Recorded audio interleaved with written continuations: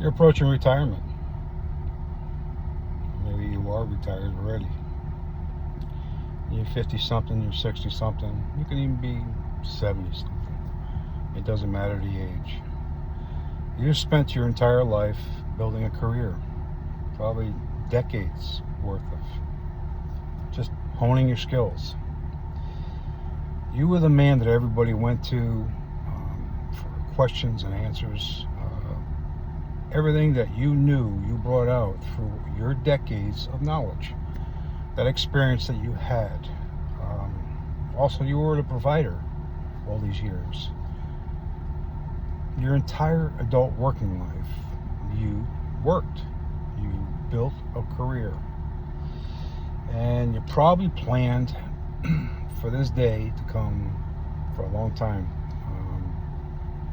Retirement. You never even gave it a second thought. You just planned, whether it was financially, maybe just the things that you were going to do, the things that you were going to do that you couldn't do while you were working, and the things that you could possibly do now that hopefully you have the resources for. The one thing that you didn't plan for, though, is when that day came, that big retirement day. And there's a thing called retirement anxiety, as much as I hate to say it. I have been through it myself, and a lot of men have experienced the same thing. It is a real thing, and just because you're going through it doesn't mean that you're weak. A lot of men go through it silently, and we're going to talk about that today. I'm glad you're here, and hold on tight because it's going to be a good show.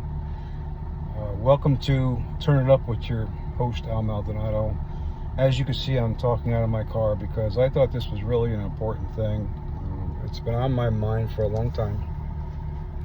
As you could probably gather as well, I am retired. I've been retired for about 16 months now, and I am loving it. I too did not plan this whole anxiety thing. I spent years, just like you guys probably have, of planning of what I was going to do, where I was going to go. I didn't think that it was going to be a big deal. And the days leading up to the retirement, like, I'll give you a quick story. 6 months before my retirement, I worked for the railroad, and the big joke was, I knew exactly the day and the time that I was going to retire. My partner used to break my balls. He would ask somebody from a different department, like if we met up with somebody, ask Al how long he has before he retires. And I would be, I got 6 months, 7 days, and 28 minutes. And, I was excited. I really was. I was like pumped up. This is coming. It's going to be great. And then the day came. Actually, the week before, I had to go turn in my separation papers. And when you sign those separation papers, and you turn them in, there's no shredding them. There's no turning back. There's no pass, go, collect $200. It's real. And the worst part about it was when I went my last day, and I had to go turn in we have an identification badge, my radio, my railroad tools. When I finally dropped them off and I had to sign the paper that I dropped them off, that's when the reality hit. That's when I was like, I'm really retired. And you would think that I would be all excited and kicking my feet, running out them doors. But I walked out of there like, holy shit, this is real. So we're going to talk about this thing called retirement anxiety. As I said, it's a real thing. And if you don't address this, it's going to bite you in the ass like it almost did me. I'm breaking this video up into 6 segments, and the reason why I'm doing that is because I know personally I can't sit there for a half hour or 45 minutes watching a video. As interesting as it may be, my brain just kind of disappears. It goes off in never land. So I'm breaking this video up into 6 parts, and I call them segments, to give you the ability to stop the video or go back or save it and just go over this information. I think it's going to be powerful. I think it's a good thing. I wish I had me to tell me this 16 months ago. So hold on tight, and we're going to dig in. All right, so the 6 segments are the following. Why work was never just a job. We're going to talk about the silence that happens after retirement, the hidden fear, that anxiety thing, the emotional whiplash that is real, redefining your purpose. That's going to be perfect after that emotional whiplash thing. Anxiety, what now? You're starting to have that anxiety. And then, of course, my final thoughts. You're going to hear from me what I have in my take. All right, so segment 1. Why was work never just work? For me, I'm old school, and I'm sure you're old school. We grew up with different principles. I'm not putting down the newer generation. We were taught to just work and provide for our family. We had to make sure that we did what we were supposed to. We had a family, and if you didn't have a family, whatever the case may be, you still had to go to work. You got to pay rent. You got to pay your utilities, right? So we had that mindset of we got to have a job, we got to better ourselves, we got to have a title. I had many jobs throughout my whole entire career. I worked in factories. I was an exterminator. I did whatever I had to do, and I took on. I used to say this all the time. I wish I knew what I was going to be when I grew up. I took on any kind of job. I was an exterminator. I worked at grocery stores. I fixed things. I fixed washing machines and dryers. I went in the trade business. I put down asphalt. I busted up sidewalks. I did whatever it took. It gave me a purpose, which we all need. And it also built structure for me. I learned that I got to be up at 5 o'clock in the morning to be at work. My job at 7 a.m. So, I had purpose, I had structure, and ultimately I ended up with identity. I was Al Maldonado. I was a contractor. I was whoever. And it took everything I had, because that's who I am, to do that. And I got there. And the identity part is really important. I'm sure that I'm not the only one. People have asked you went out to dinner with somebody, and they would ask you, so what do you do for a living? And I didn't realize it until recently how important it was to have that identity. I would say I'm a factory worker. I will be whatever. But we as men need that anchor. We need that identity. It's so important for us. So with that being said, we're talking about this retirement thing. It's one of those things that kind of blows you away, because suddenly you don't have any identity. We'll go further. Go on. In this next segment, we're going to talk about the silence. All of a sudden, your life is different. I'm not talking about the silence of not hearing any noise. I'm talking about the silence in your head when you become disconnected from the world, because that's what really happens. You retire, you were this person who got up every day, you had a job to go to, you had a title, you were a manager, you were a business owner, whatever the case may be. You had something to go to. And with that, all the noise that went with that, and when I say noise, I mean the phone's ringing and all that other stuff, for whatever crazy reason, it gives us men joy. It gives us the purpose, now the silence, I say, is deafening. When I say deafening, it's deafening. It's people, people could be talking to you and you're just being, and you're not there. It's a different kind of silence. I had this conversation, I've said this in my other videos, my girlfriend would say, I'm talking to you, but you're not there. And as I'm doing this video and I'm thinking about this whole thing, it's part of the retirement anxiety. It kind of falls into that whole gamut of things that happen to you. So let's talk about what happens after we retire. There's a couple things, I made some notes here, so don't mind me looking up and down. Deal with it. The alarm clock disappears. Urgency disappears. The respect, this is a big one, the respect that came from your position fades away. You're no longer the business owner. You're no longer Al Maldonado, the assistant inspector of a railroad. It all goes away. And it kind of comes suddenly. And as that disappears, all of a sudden you got this thing going through your head and a realization that you're being replaced, because obviously you leave a job, somebody's going to replace you. When I left the railroad, I would get phone calls from my old peers, my old guys, the guys I worked with, and they would say, hey, Ryan such and such, he took over your position as an assistant inspector and he's doing a real good job, and the railroad on your section is doing great, we're doing this, we're doing that, and beep, bada bop, bada boop. And it's really strange, this feeling. You kind of, as they're talking to you, you're sinking. And I'm not talking about an insecurity.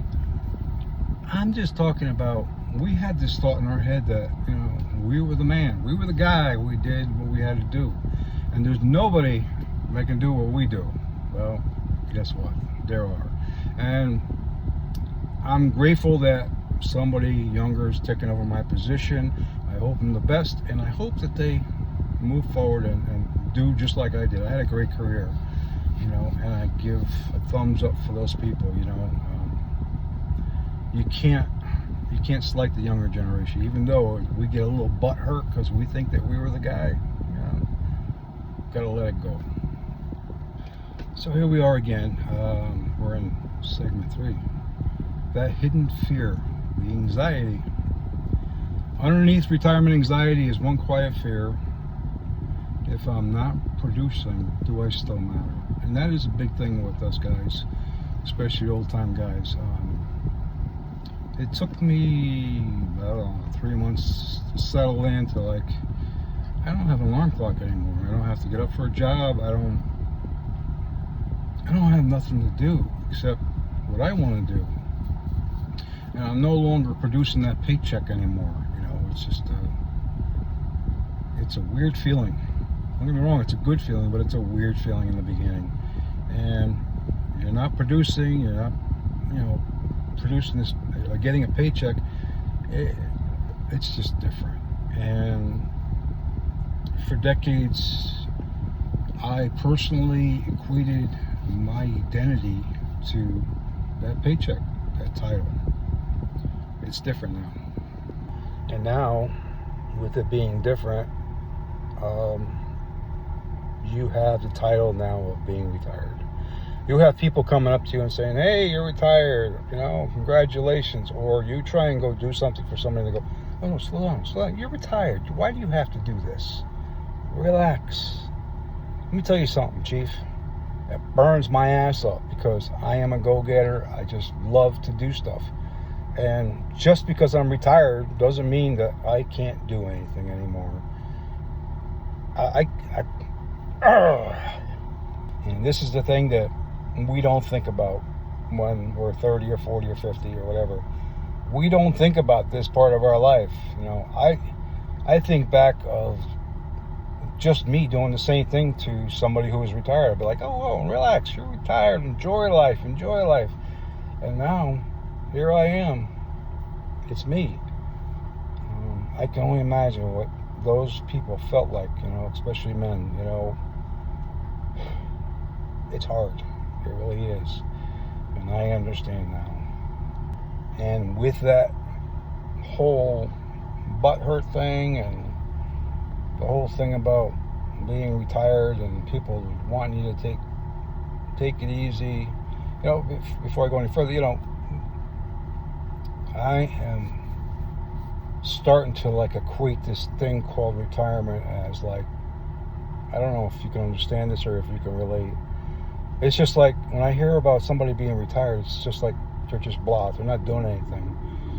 And I don't mean this in a bad way, but they're not worth anything. I mean, and the screwed up part is I know that they had a great career in the beginning. And now, I don't know, I can't explain it. Maybe somebody can relate to that and maybe get in the comments and say, you know, this, that, and whatever. You know, it's a different ballgame. But anyway, back to this emotional whiplash. This is what some men will go through, and I can attest to it. Excuse me, after retirement. Some men get irritable after retirement. Some get withdrawn. I know I did. I just kind of had this thing in my head, well, you know, I'm not worth anything anymore. And I kind of like retreated. Some start micromanaging the household. If you got a wife and all of a sudden now you're home and you're like diving in because you want to help her clean the house, and don't do it. And do with the kids, don't go getting more involved. I didn't do it personally. I had other things in my mind. So some start micromanaging the household. Some overdo hobbies. I have seen guys retire, and you know, now I know what it means by the midlife crisis. They'll go out and buy a Corvette, and they'll fix it up, and they'll do this and do that, and they'll start going to Corvette clubs. And again, I'm not judging. I'm not judging. But I've seen some of these guys go overboard, and you know, it's crazy. And you know, I've seen other guys get involved with, you know, making models or whatever. They go balls deep, and you just got to, at some point you're going to find the middle. You know, I lost my place here. Hold on one second. All right, I found my spot again. So some guys will get what looks like depression, and really it's not depression. You know, and that could be scary because people may be asking you, what's going on with you? Why are you depressed? And you're really not depressed. You got to be careful with this. Because if you are depressed, then I would recommend going to see a professional. But for the most part, it's not depression. It's what they call, one of the things they call it is the emotional whiplash. But it's like you're becoming redefined, and your purpose has changed. And imagine spending decades of doing this thing called being a provider and being Manager Joe and owning a business to now you're retired. It's hard, and just because a man kind of withdraws a little bit doesn't mean he's depressed. He's just reorganizing.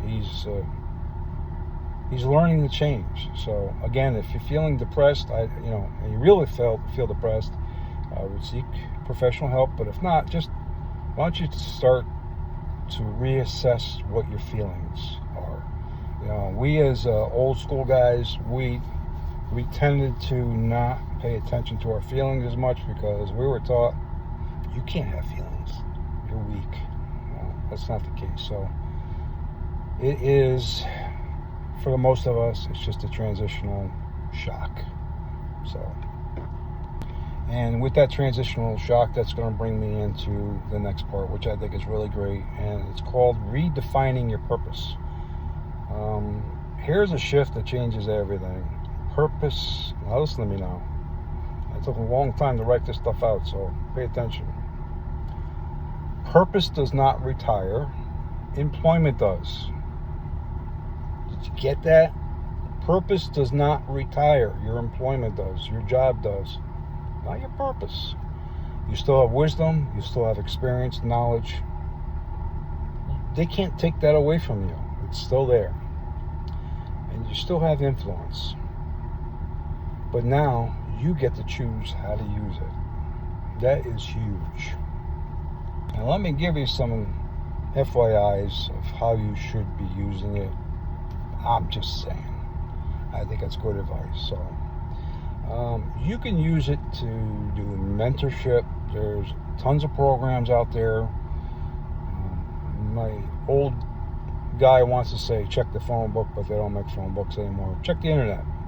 There are tons of mentorship programs. I live in Florida. I didn't have to personally do that because I got my own whistles going on in my head. I got tons of stuff that I want to do at this point. But mentorship is good. There's a lot of young people out there that can use your abilities, your talents, and your wisdom. You got decades behind you. You got the shit. So the next thing is volunteering. You know, I had shoulder surgery 2 weeks ago, and I was amazed by how many volunteers there were working in the hospital that looked like me, around my age. You know, there is a benefit to volunteering.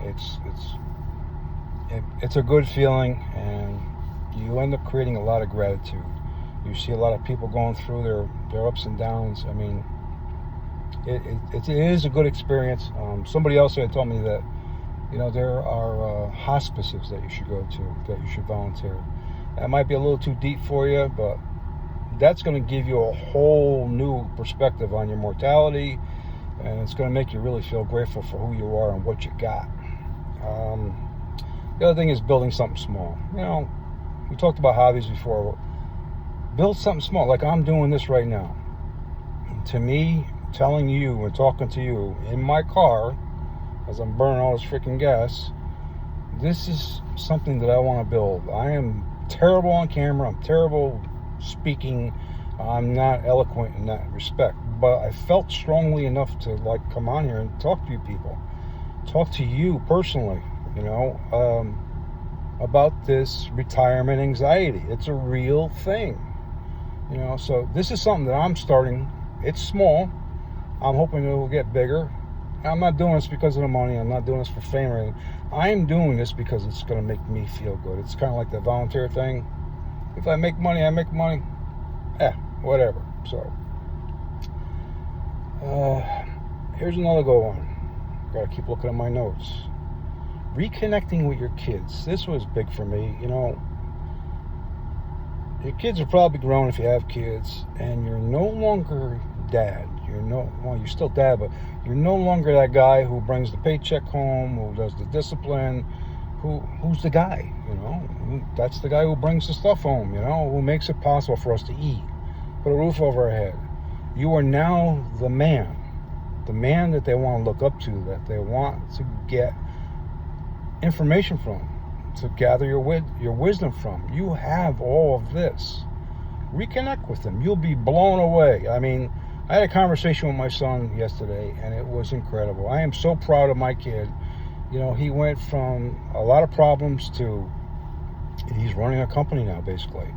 And I'm looking at him, I'm talking to him on the phone. I'm like, holy shit, Mike, I am so proud of my kids. And we are able to reconnect, or to connect on a different level. We talk about work, talk about what I did, and he kind of, you know, we bounce off of each other. It's a great feeling. And the same thing with my daughter. I'm so proud of my daughter. She's just amazing, you know. So it's a good time to reconnect with your kids, you know. It is so powerful. And now we're into one of the last segments, and it's talking about if you're feeling that retirement anxiety creeping in. It took me a while to realize what it was, and I wish I had me talking to me like I'm talking to you. It would have been a game changer. So just so you know, it's normal. You're not broken. You're transitioning. You are more than your last job title. You always were. We just forget about it. This is an invitation and not an ending. To now build a legacy, your legacy. A legacy isn't always about income, it's about your impact. So you can take that to the bank, and I think I've talked enough. I've given you some tips of what you should do, mentoring, volunteering, And I'm telling you that this is a real thing. You're not broken. You're not. You're just a man. And you're going from having an identity of being the provider, being that man, to now you're retired. It's a great thing. This should be the best time of your life. I made a video about that too, so check that out. I mean, you're here now to enjoy the last half of your life. Do something. Don't sit around. Don't keep thinking about this bullshit, because it's just going to create more anxiety in you. Take it from this old guy. I'm talking to you, me and you here. And I'm telling you, like a man, this is so hard for me to do, but I feel it's that important. So I'm going to tell you, keep moving forward. Don't fret over this. Like I said, you're not broken. You're just a man. And then I'm going to ask you a favor now. This is the favorite part. If you like what I just told you, I'm going to need you to do me a favor. I'm going to need you to like, share, subscribe, and help me to do my small project to keep me going. Give me ideas. What do you want to talk about? Let's talk about it. Leave a comment. I appreciate it, and I'll see you in the next one.